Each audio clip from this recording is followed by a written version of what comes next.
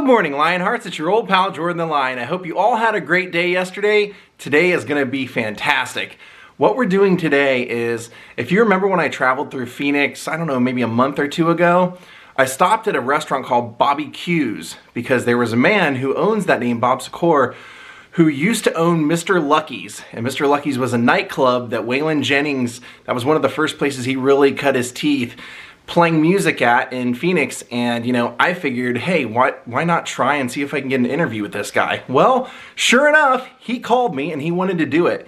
And so we set it up, we're gonna do it today, but then he called me yesterday and said, hey, I'm gonna bring one of Whelan's other great friends, would that be okay? So we get two for the price of one today. We are gonna get to meet two great friends of WAYLON Jennings and get to hear WAYLON Jennings stories. I'm a big Whelan fan, so I'm excited. Daze with Jordan the Lion begins now!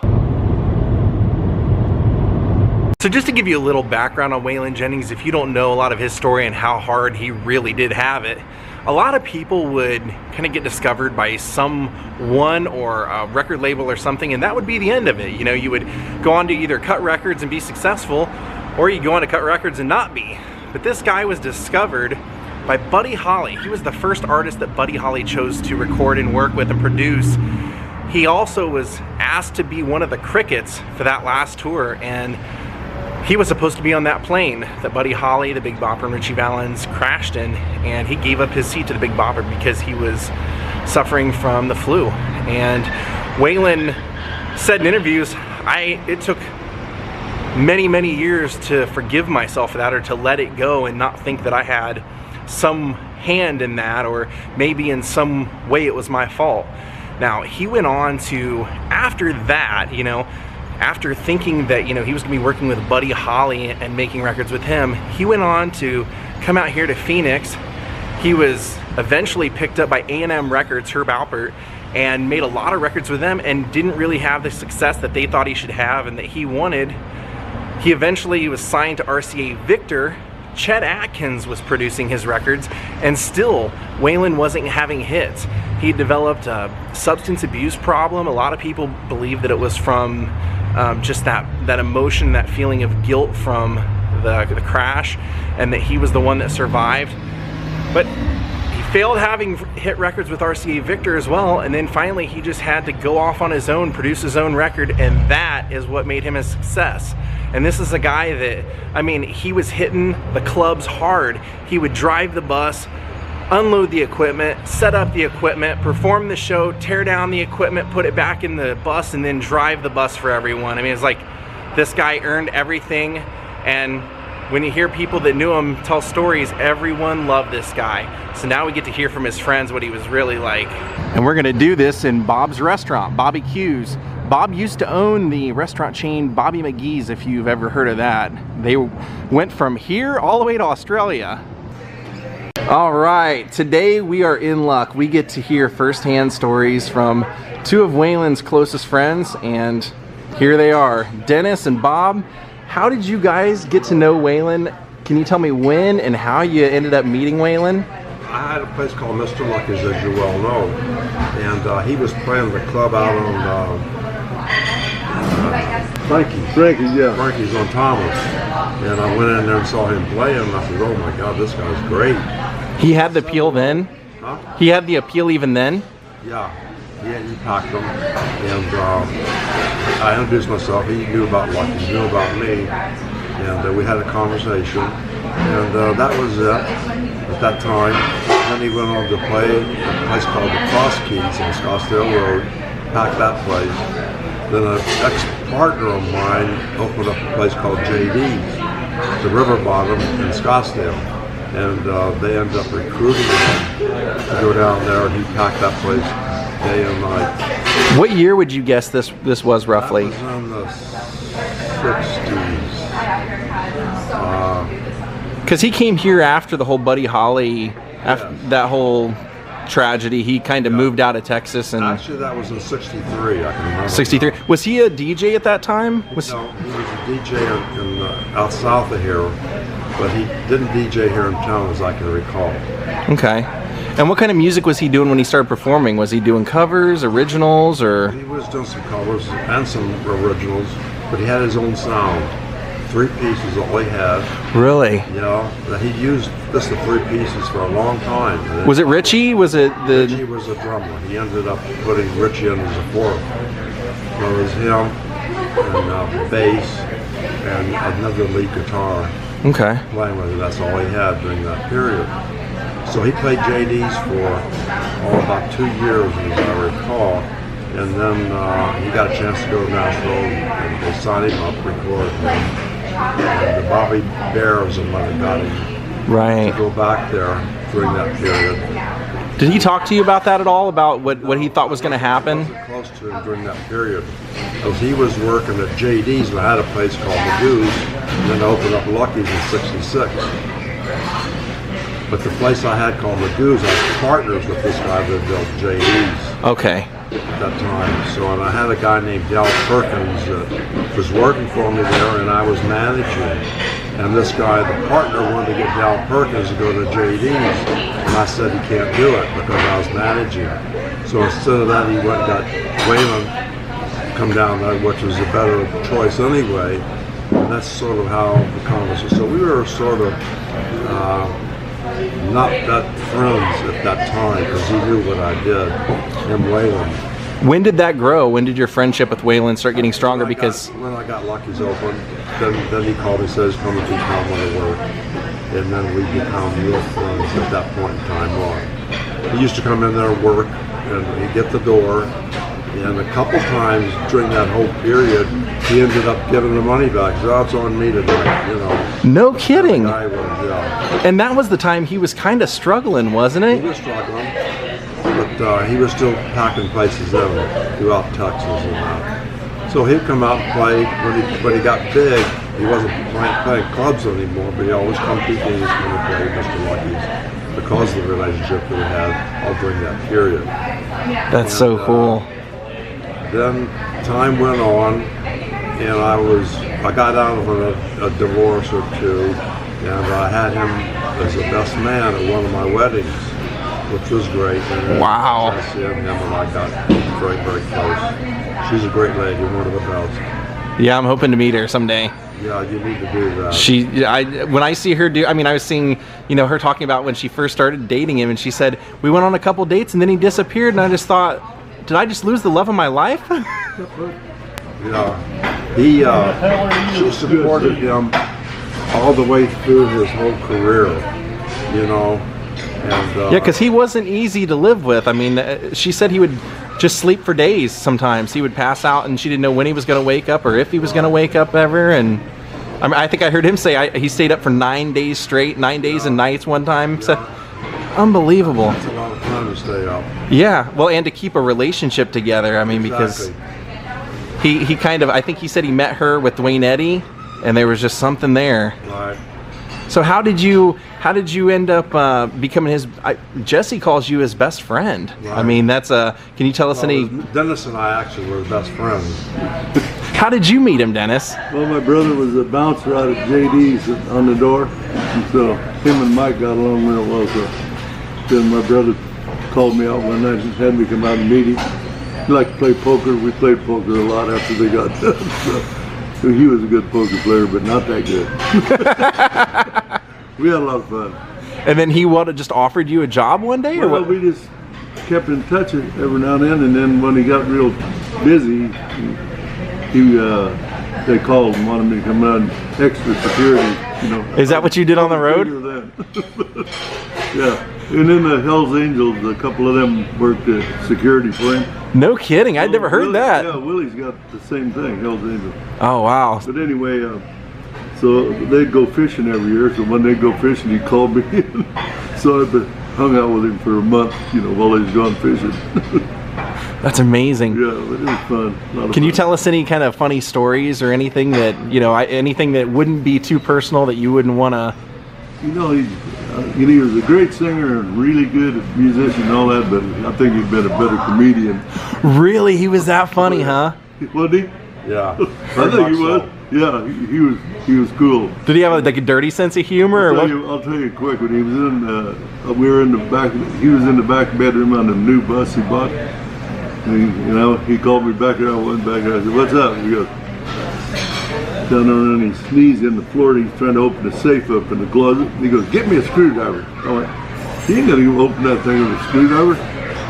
He turns around and looks, he's got this cigarette hanging out of his mouth. He looks up and he goes, "This is my bus, isn't it, Hoss?" I about died laughing. I mean, I couldn't believe he said it. And his hands on his hip. Yeah, he's cool. What a guy. Real funny. Great guy. What would you say was maybe the best show, or is there anything that sticks out in your mind? Because all these shows were good, man. Really? Oh, yeah. Every one of them I went to was. Because I had heard, like, or at least they say during the Outlaw period, he was, on substances and stuff, so you just never knew what kind of guy he was. You couldn't tell it. Really? Well, every now and then he'd be a little draggy, and Jesse'd go, "Let's go, get him going." So we'd be up there behind him, yelling and screaming and stuff. Pumping him up? Yeah. But he worked all the time, man. Yeah. He wasn't on the stage, he's in the studio. Right. I mean, he didn't just go home and go to bed. He'd go from the road to the studio to this, that. I think they said, he sold 40 something million records in his life. I mean, almost 100 singles. I mean, it's like, that just tells you that this guy didn't take many breaks. No, he didn't take nothing. He was busy all the time. Now, did he change out band members very often, or was it like a family, or what was it like on the road with him? He had most of the same guys the whole time I was around him. Really? Yeah. It's really good to hear. Yeah, he kept a lot of people for a long time. Now, were you guys around for the Outlaw, like with him and Willie and everything like that? Yes, sir. Yeah. Do you think that he and Tom Paul would ever have reconciled? I think that's one of those things I always hear about. That's just such a travesty that I guess Whelan accused him of taking some publishing money or something, and it was a mistake, and Tom Paul said, that's it, just come get your stuff and get out of here. But then Tom Paul said, I kind of opened him up just to go make more music because he made better music when he left here, But I always wondered if there was a time that they maybe would have reconciled, or if that was just, You know what? I don't remember that particular story at that time, but he had so many that couldn't keep up with all of them, actually. But that probably happened, Yeah. Now, do you know why he had no interest in going to his Hall of Fame ceremony? The country. He thought it was all rigged. Oh, really? Oh, yeah. Huh. He just wasn't up with that type of crowd. Politics, that wasn't his thing. He told him where to go.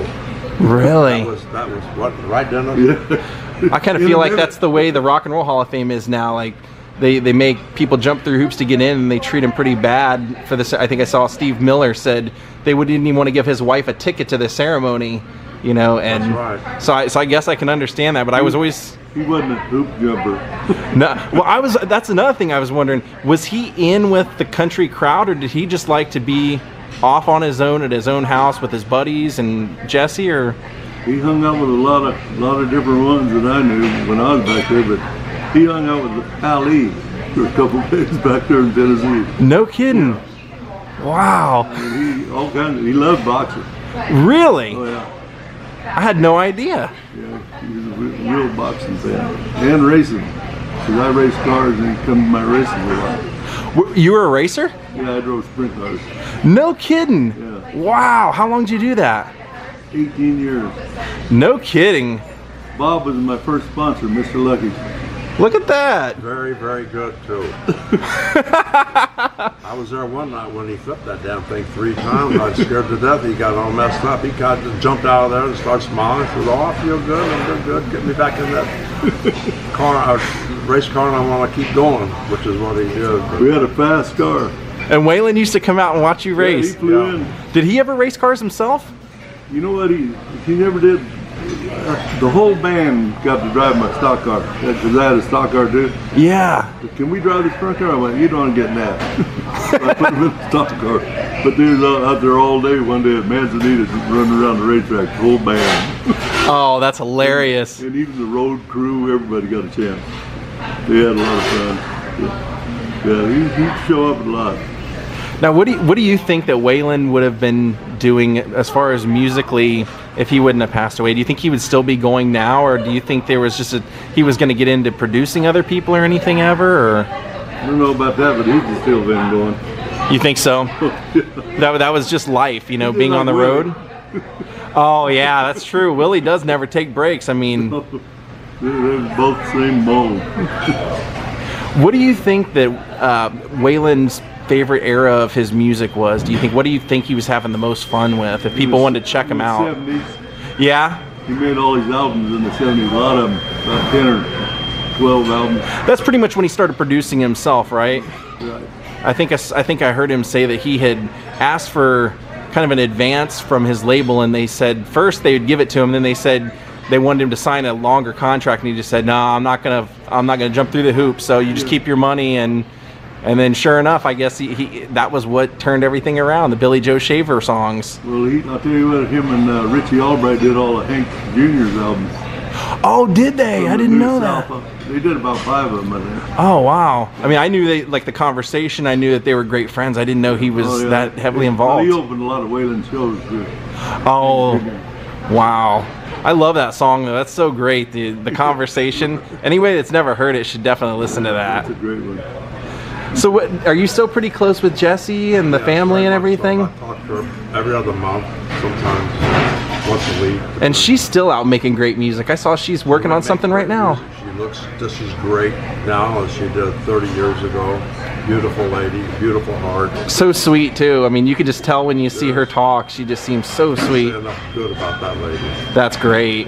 She's just one of a kind. Do you think she would ever consider allowing or opening a Whelan museum? Something official that fans could go visit and see some of his... I recall they had one, but I don't think she would anymore. Sort of something that she's not into. Okay. But many years they had one. I kind of wondered about that because it seems like everybody in Nashville has a museum, and I'm sitting here going, well, all Whelan has is Waymore's Liquor, which is awesome, but it's out in the middle of Littlefield, and you know a lot of people don't even know what Littlefield is, and if you drive through Littlefield, it's falling apart now, so it's you know a lot of people aren't going there anyway.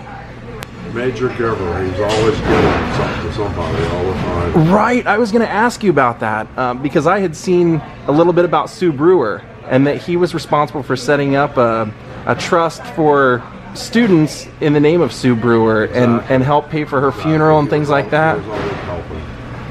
Behind the scenes, yeah, what a guy. Is there anything you'd like to tell? I know you said you had some stories that you didn't know if you said I can't share some of them because they're not appropriate. But do you have any of his time at Lucky's, Mr. Lucky's, or anything that you'd like to tell? We traveled a little bit. He invited the wife I had at the time to the Derby. He and Jesse went back to the house. He and Glenn Campbell and I shared New Year's Eve at his house and had a hell of a time during that period. So, and like I said before, he's the best man at one of my weddings, which was great. And I had a couple different ranches which he visited. We spent a lot of time during those periods of time. And every time he was in Phoenix, when he retired here, and I visited him a lot. Why did he retire out here? Because he spent so many years in Nashville. He lived here for years, way back when, as you know. Right. Went to Nashville, but they liked Arizona, so that's why they ended up here. Okay, I didn't know if it was health or weather or something like that, or. No, not specifically, no. Did he have any? I know he passed away from diabetes, but did he have any kind of health problems as far as that? Just the diabetes. Like anything that anybody would have seen coming? Because I remember when I heard that he passed, I was beyond shocked because he wasn't even 65. He couldn't even collect Social Security yet, you know. Yeah. So that's why I was wondering if. No, the sugar diabetes got caught up with him. That was what happened. Now, one of the things I was kind of curious is about the Highwaymen.